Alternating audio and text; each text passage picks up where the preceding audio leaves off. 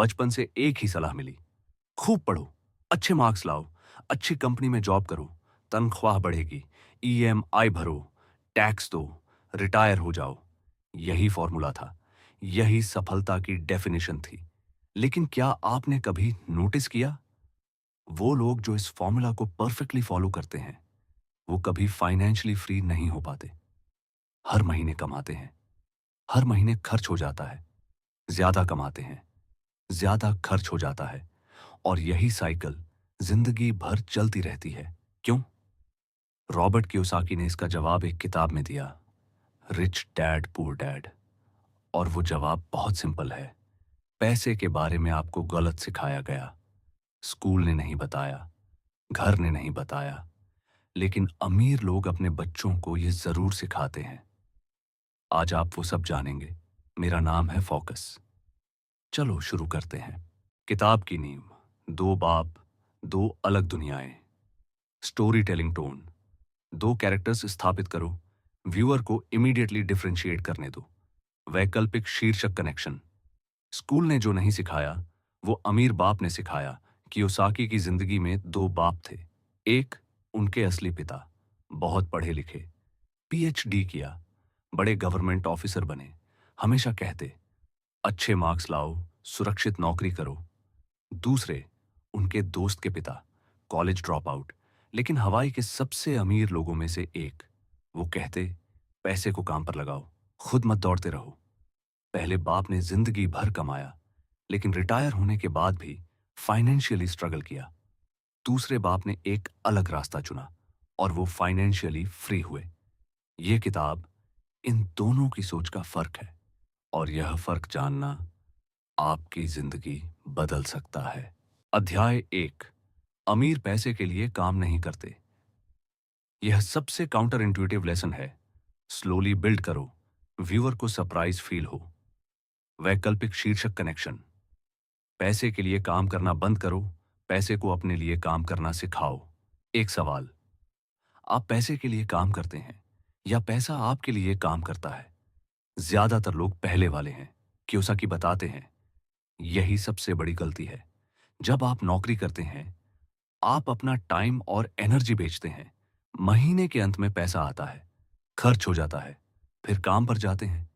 ये cycle right race है। Right race में आप जितना तेज दौड़ते हैं, उतनी ही तेज जिंदगी गुजर जाती है, लेकिन फिनिश लाइन कभी नहीं आती। तो अमीर क्या करते हैं?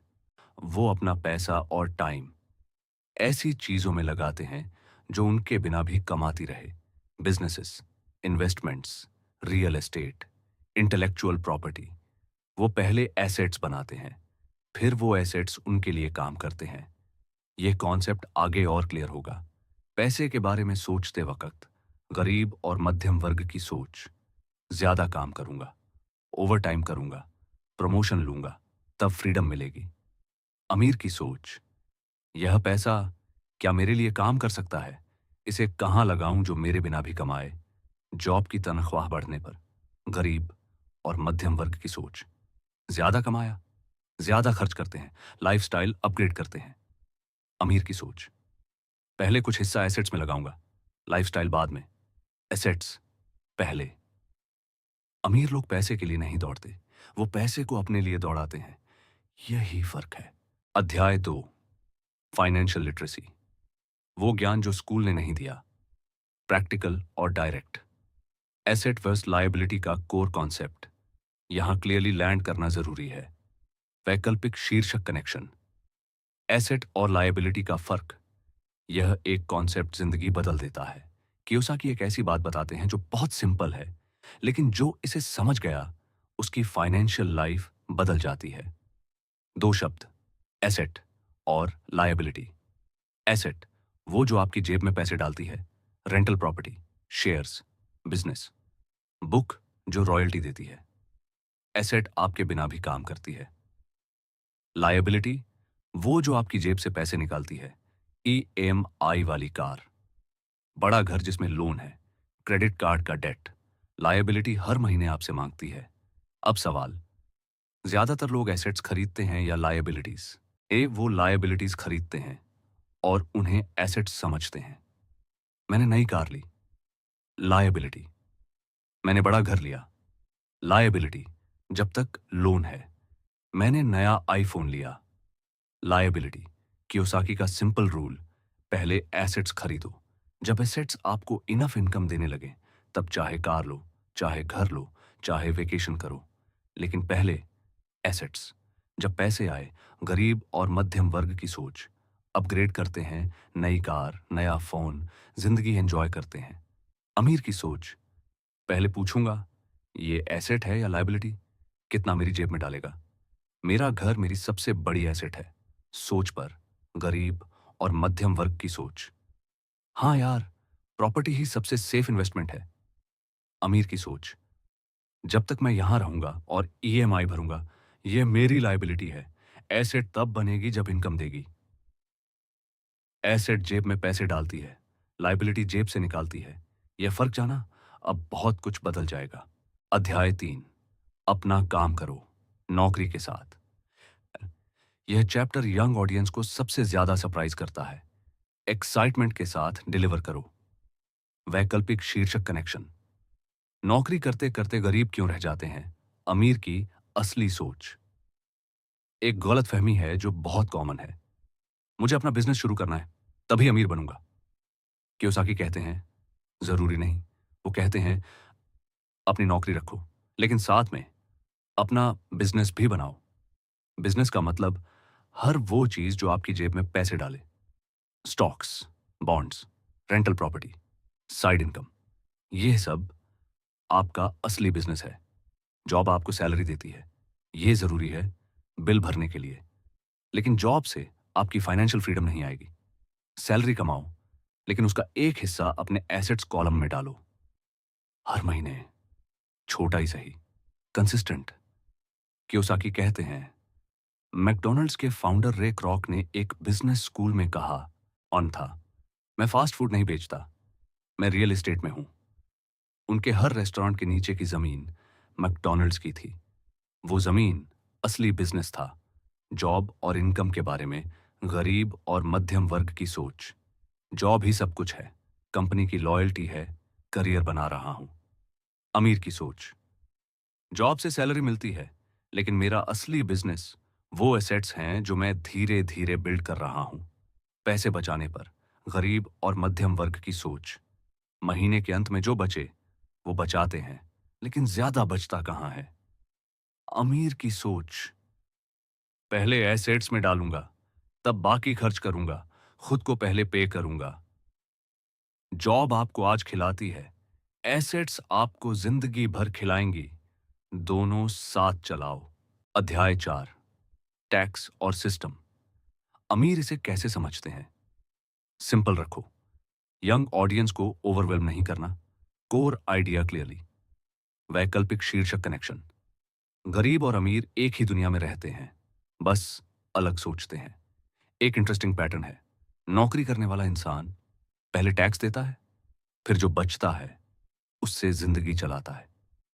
एक बिजनेस चलाने वाला इंसान पहले खर्च करता है, फिर जो बचता है उस पर टैक्स देता है। यह सेम लॉ है, सेम कंट्री है, लेकिन दोनों के लिए यह काफी अलग काम करता है। कियोसाकी कहते हैं फाइनेंशियल नॉलेज जरूरी है। यह जानना कि पैसे का सिस्टम कैसे काम करता है, यह जरूरी है लीगल और स्मार्ट डिसीजंस के लिए।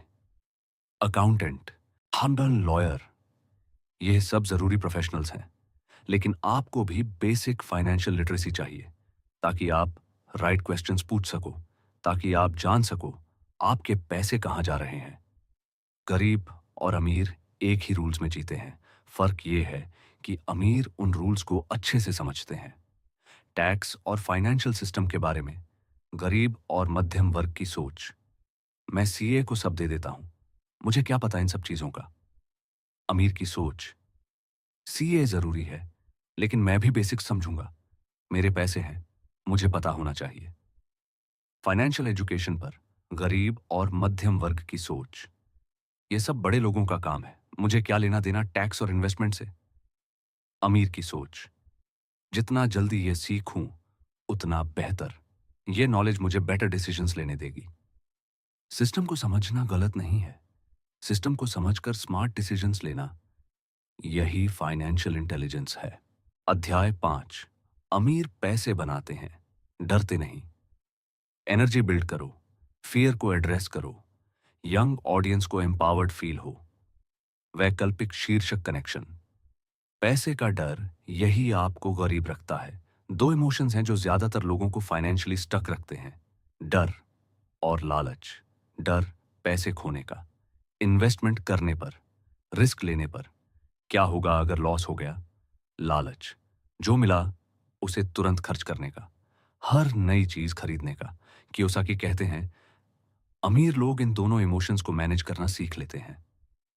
वो डर को एक्नॉलेज करते हैं, लेकिन उस डर की वजह से एक्शन लेना बंद नहीं करते। अमीर लोग अपॉर्चुनिटीज देखते हैं जहां बाकी लोग प्रॉब्लम्स देखते हैं। एक आम इंसान मार्केट गिरने पर सोचता है, सब कुछ खत्म। फाइनेंशियल इंटेलिजेंस वाला सोचता है, अच्छा मौका है, अभी खरीदो। यह एरोगेंस नहीं है, यह फाइनेंशियल एजुकेशन है। जो ज्यादा जानता है उसे कम डर लगता है और वो ज्यादा अपॉर्चुनिटीज देख पाता है।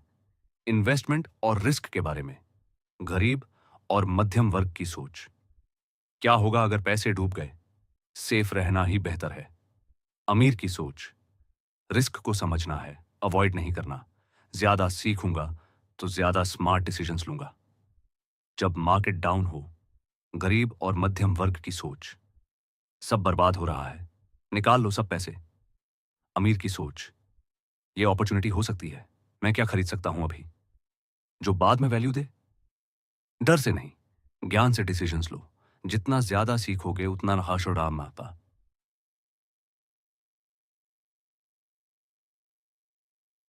उतना कम डरोगे, उतना ज्यादा कमाओगे। अध्याय 6। पैसे के लिए नहीं, सीखने के लिए काम करो। आर्जीन थॉट प्रोवोकिंग। यह लेसन यंग ऑडियंस को करियर के बारे में अलग तरह से सोचने पर मजबूर करेगी। वैकल्पिक शीर्षक कनेक्शन। अमीर अपने बच्चों को पैसे के बारे में क्या सिखाते हैं। एक एडवाइस जो बहुत लोग मिस करते हैं। कियोसाकी कहते हैं, कभी कभी ऐसी जॉब या अपॉर्चुनिटी चुनो जो ज्यादा पे ना करे, लेकिन जो ऐसी स्किल्स सिखाए जो आगे काम आए। क्यों? ऐसे क्योंकि अमीर बनने के लिए कुछ जरूरी स्किल्स हैं। सेल्स और मार्केटिंग, यह सबसे जरूरी है। हर अमीर इंसान जानता है कि आइडियाज और वैल्यू कैसे कम्युनिकेट करें। कम्युनिकेशंस, लिखना, बोलना, नेगोशिएट करना, लीडरशिप, लोगों को इंस्पायर करना, मैनेज करना, अकाउंटिंग बेसिक्स, नंबर्स को समझना। कियोसाकी खुद मैकडॉनल्ड्स में काम कर चुके थे, पैसे के लिए नहीं। उन्होंने वहां से डिस्ट्रीब्यूशन और फ्रेंचाइजिंग सीखी। वो नॉलेज उन्होंने आगे यूज की। हर जॉब एक स्कूल है, अगर आप उसे उस नजर से देखो। जॉब चूज करते वक्त गरीब और मध्यम वर्ग की सोच, सबसे ज्यादा सैलरी कहां मिलेगी वहां जाऊंगा। अमीर की सोच, यह जॉब मुझे क्या सिखाएगी, कौन सी स्किल्स मिलेंगी, ने क्या यह मुझे फाइनेंशियली स्मार्टर बनाएगी। करियर ग्रोथ के बारे में, गरीब और मध्यम वर्ग की सोच, प्रमोशन चाहिए, सैलरी बढ़े, पोजीशन ऊंची हो। अमीर की सोच, मुझे वो स्किल्स चाहिए जो किसी भी सिचुएशन में काम आए, जॉब जाए या रहे, मेरी वैल्यू रहे। हर एक्सपीरियंस से सीखो। हर जॉब एक क्लासरूम है। स्किल्स वो हैं जो कोई नहीं छीन सकता। निष्कर्ष, दो रास्ते, आपकी चॉइस। कैमरा पर वापस, बिल्कुल still. Final reframe, honest, hopeful, direct. पूरी किताब का एसेंस, फोकस। कियोसाकी की किताब एक ही मैसेज देती है। दो तरह के लोग हैं, एक जो जिंदगी भर पैसे के लिए दौड़ते हैं, थकते हैं, रिटायर होते हैं, फिर भी फाइनेंशियली फ्री नहीं होते। दूसरे जो पैसे को अपने लिए काम करना सिखाते हैं, धीरे धीरे, कंसिस्टेंटली, और एक दिन फाइनेंशियली फ्री होते हैं। दोनों के पास एक ही जिंदगी है, दोनों के पास एक ही टाइम है। फर्क सिर्फ फाइनेंशियल एजुकेशन का है और वो एजुकेशन आप आज से शुरू कर सकते हैं। तो यह करो आज से। अपनी फाइनेंशियल लाइफ का एक ऑनेस्ट पिक्चर बनाओ। लिखो, क्या एसेट्स हैं, क्या लायबिलिटीज हैं। एक छोटा सा अमाउंट किसी एसेट में लगाओ और फाइनेंशियल एजुकेशन पढ़ना शुरू करो आज से। यह ओवरनाइट नहीं होगा, लेकिन हर सही स्टेप आपको उस दिशा में ले जाता है। गरीब पैसे के लिए काम करते हैं, अमीर पैसे को काम करवाते हैं। अब आप जानते हो कौन सा रास्ता चुनना है। मैं हूं फोकस, साइनिंग ऑफ। जाओ, आज एक फाइनेंशियल डिसीजन बदलो, वहां से सब शुरू होता है।